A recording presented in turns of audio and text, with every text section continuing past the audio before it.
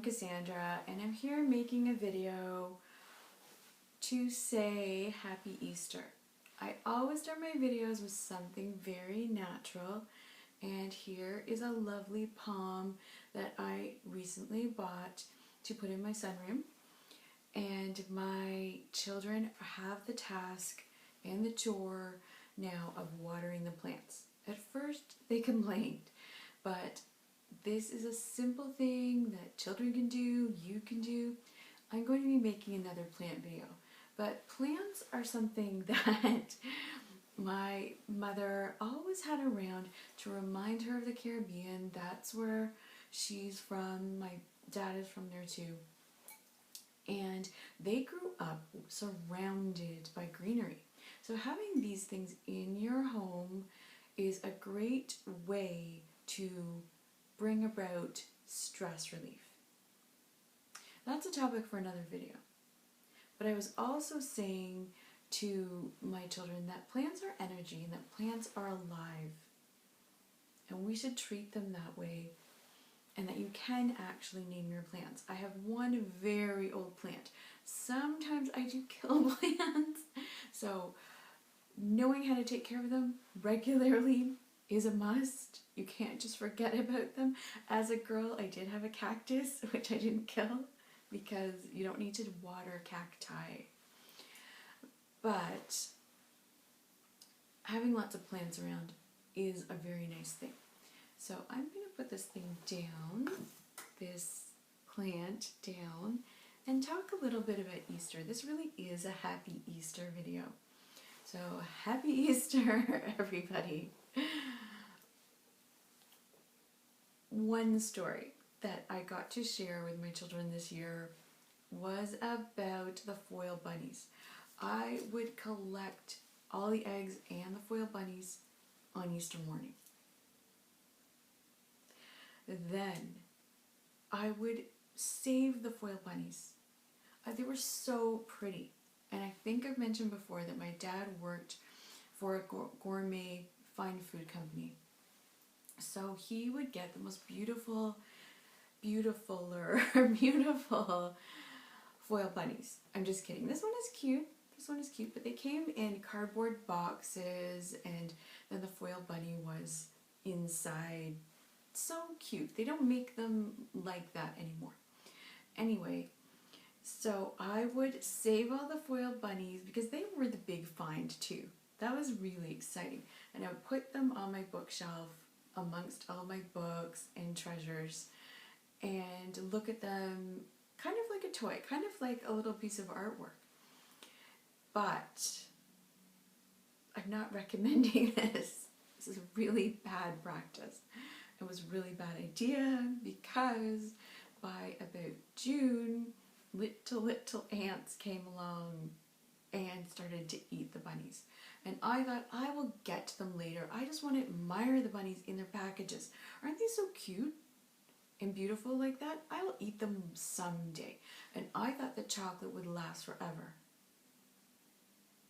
But the ants came along and unfortunately destroyed the little Easter supply display that I had on my bookshelf. So the little ants, you don't want ants in your house, so that had to go right away. So they all went in the garbage. So sometimes when we're saving things, sometimes when we're prolonging the agony of getting to certain things, it costs us. It costs us the whole project. It costs us the whole prize in the end. So that is a lesson to be learned. Eat your chocolate right away.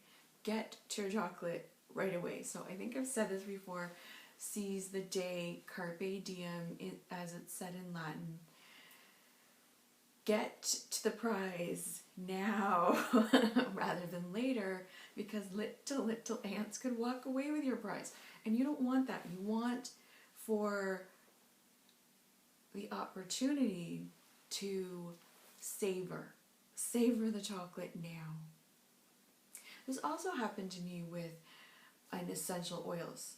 I'm making another essential oils video, but I had a huge, lovely blend of Aveda essential oils, and I was always saving that one. I'm saving that one.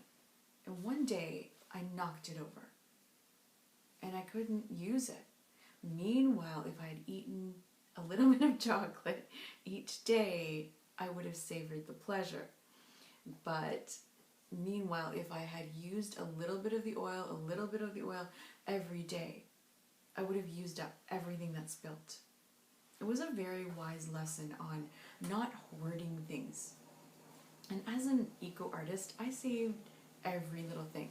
So there are times when I have to just go through and trash things and just get rid of lots and lots of stuff and clean house. It's necessary to do that. And sometimes I think, why did I keep these things for so long?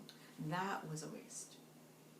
So getting to things immediately is a really good idea.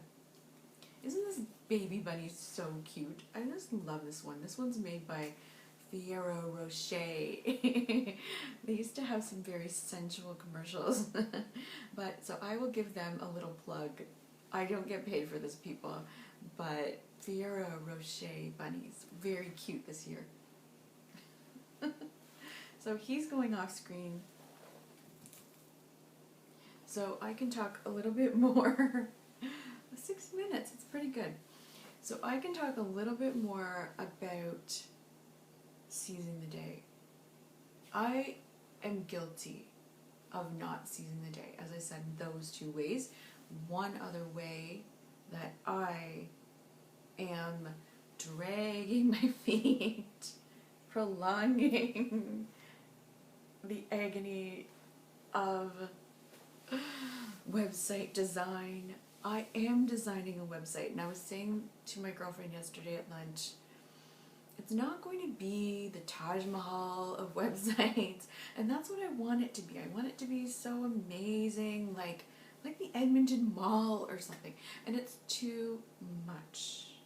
It's too much to do. So I have to segment it down and make sure that everything is in its right place, organize everything properly before I launch that site.